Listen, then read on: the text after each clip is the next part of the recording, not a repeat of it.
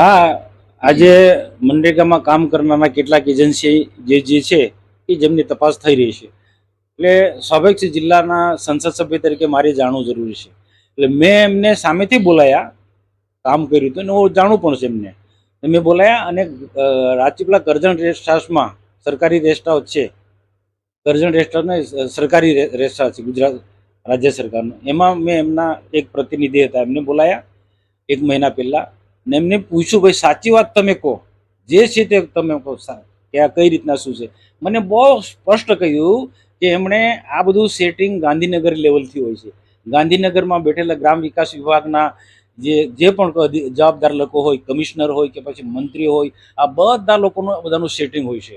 એજન્સીને કામ મળે ત્યાં સુધી સેટિંગ હોય છે અને ત્યાર પછી જિલ્લા વિકાસ અધિકારી હશે કે પછી ડીઆરડી નિયામક છે કે તાલુકાના અધિકારીઓ, આમાં બધા ઇન્વોલ્વ હોય.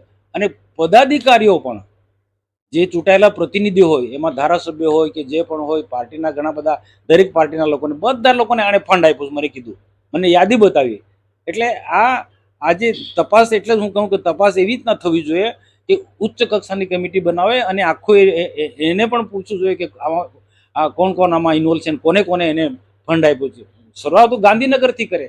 ગાંધીનગરના દૂધે ધોયેલા નથી, તપાસ તો આપી દેશે, પણ પોતે પોતાના દેવા તળે અંધારું એ જોતા નથી. એજન્સીઓને મેં બોલાયા હતા, જે અલગ અલગ રીતના બોલાયા હતા, અને જે તપાસ થઈ રહી છે જલારાય એજન્સી માણસને પણ મેં બોલાયો હતો. અને કરજણ રેસ્ટ હાઉસમાં જાહેરમાં ખુલ્લી જગ્યામાં બોલાયો હતો અને મેં પૂછ્યું, જે મને કીધું એનું બહુ બધું કે જે તપાસ બધા મીડિયામાં બધા મોટી મોટી વાતો કરે, એ લોકોને બી હપ્તા મળ્યા છે, ટકા એમને પણ બધાને મળ્યા છે, કોઈ બાકી નથી.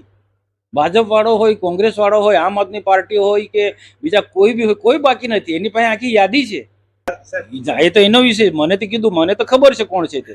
જ્યાં હું તો એકદમ મારે હું શું કામ, એમનો વિષય એ કે જે મને માહિતી આપી બધી, મને કીધું, મને એવું કીધું કે ત્યાં ગાંધીનગરમાં મંત્રીઓને કેટલા આપ્યા, સચિવોને કેટલા આપ્યા, કમિશનરને કેટલા આપ્યા, ડીડીઓને કેટલા આપ્યા છે.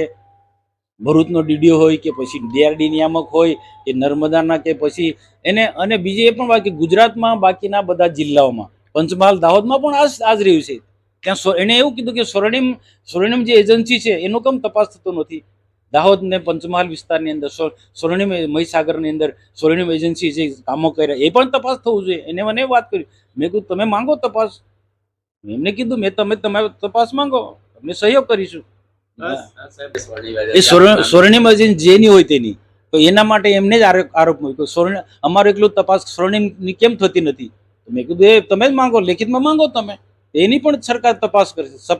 સરકાર બિલકુલ પારદર્શક વહીવટમાં માને છે અને અમારા ગુજરાતના માનનીય મુખ્યમંત્રી તટસ્થ રીતના કોઈની સાથે અન્યાય નહીં થવા દે. એમાં સ્વર્ણિમ હશે કે જલારામ વાળા હશે કે જે બી કોઈ હશે, એ મુખી હશે, જે બી કોઈ હશે, બધાની તપાસ થતી. આખા હું પણ એમ કહું છું, સરકારને પણ કહું છું, એકલા ભરૂચ નર્મદાનો આખા ગુજરાતમાં તપાસ કરો. એક તાલુકામાં, પંચમહાલ દાહોદ થી માંડીને બીજા જ્યાં જ્યાં હોય, દક્ષિણ ગુજરાત, બધા જ વિસ્તારની અંદર આ તપાસ થવી જોઈએ. એ એજન્સી પાસે લિસ્ટ છે, એ એજન્સી પાસે લિસ્ટ છે કોને કોને પૈસા આપ્યા છે. વિરોધ પક્ષ વાળા બી સાહકારી મારે છે ને, એ ખોટી સાહકારી માને છે. પૈસા લેવો ને ખાલી મીડિયા સમક્ષ બધી મોટી મોટી વાતો કરી, બાકી પહેલે એના પગ તળે અંધારું છે. તપાસ કરે, પોતાના સરપંચોને શું મારે, અમારી પાસે લિસ્ટ છે. હેતર વસાવા એમ કહેતા હોય છે સરપંચ, એના જે સરપંચો જે છે એના સરપંચોને તપાસ કરાવે કે એના સરપંચો શું કામ કરે. એજન્સી તો નામ છે, કામ તો નીચે ખરેખર બીજા લોકો કરતા હોય છે. તમે એક આક્ષેપ કર્યો છે કે મંત્રીઓ, ધારાસભ્યો તમામને એ એજન્સીએ મને કીધું હતું, એજન્સીના માણસે મને કીધું. એટલે એ તો મેં કીધું એને મને એ પ્રકારની જે વાત કરી છે એનું તથ્ય કેટલું છે એ હવે તપાસનો વિષય છે. કદાચ એને પણ મેં કીધું જો હોય, મૌખિક વાત નહીં કર, મને લિખિતમાં આપો, હું તપાસ માંગુ. એમને કહ્યું છે મને ઇન્વોલ્વમેન્ટ બધી જ પાર્ટીના બધા જ નેતાઓ આમાં છે, બધાને પૈસા મળે છે, બધા જ આગેવાનો, દરેક પાર્ટીના આગેવાન. આમ આદમી પાર્ટી વાળા કઈ એ પણ સાવકાર નથી કે પછી બીજી કોંગ્રેસ વાળા બી સાવકાર નથી, બધાને પૈસા મળે છે. મારું બધા લોકો જાણે છે કે હું ક્યાંય આમાં પડતો જ નથી. એટલા ભરૂચ ને નર્મદાની પાછળ શા માટે તપાસ થવી? નો ડાઉટ હું ચોક્કસ માનું છું સરકારનો પારદર્શક વહીવટ છે અને સરકારનો પારદર્શક વહીવટ હોવાના કારણે જ આજે જે પણ દેવગઢ બારિયાનું હોય કે પછી ભરૂચ નર્મદાનું હોય ત્યાં સરકાર તપાસના આદેશ આપ્યા છે અને દૂધનું દૂધ જે પાણીનું પાણી બહુ ક્લિયર છે, જે સત્ય છે ખબર પડશે, તપાસ ચાલી રહી છે. આમ આદમી પાર્ટી તો ખાલી અ, એમ શું કે ચાલુ ગાડીમાં બેસી જવા વાળી આમ આદમી પાર્ટી છે. આજે જે તપાસ કરનાર પહેલી વખત તપાસ કોને માંગીએ? પ્રકાશમાં લાવો.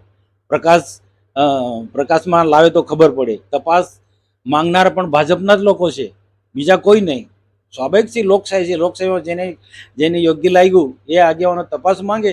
એ તપાસ કઈ આમ આદમી પાર્ટી નથી માંગે. આમ આદમી પાર્ટી બધી જગ્યાએ સેટિંગ કરવા વાળા લોકો છે અને મારી પાસે પુરાવા છે કે ક્યાં સેટિંગ કરે. આ જ એનજીઓ એજન્સીઓ પાસે બધી જગ્યાએથી આમ આદમી પાર્ટીના લોકોએ બધું સેટિંગ કર્યું છે. અને હું કહું એમના સરપંચો જ્યાં જ્યાં કામો તપાસ કરો. આમ આદમી પાર્ટીના જે સરપંચ છે ભૂતકાળમાં, એ સરપંચના ગામોમાં જાઓ ચેક કરો. મારી પાસે લિસ્ટ છે કે આમ આદમી પાર્ટીના જે ચૈતરભાઈ વસાવા છે એના આસપાસના જે ગામો છે એ ગામોમાં આમ નરેગાના કામો થયા તે તપાસ કરો. દૂધનું દૂધ પાણીનું પાણી થઈ જશે કે બધું ક્લિયર થઈ જશે.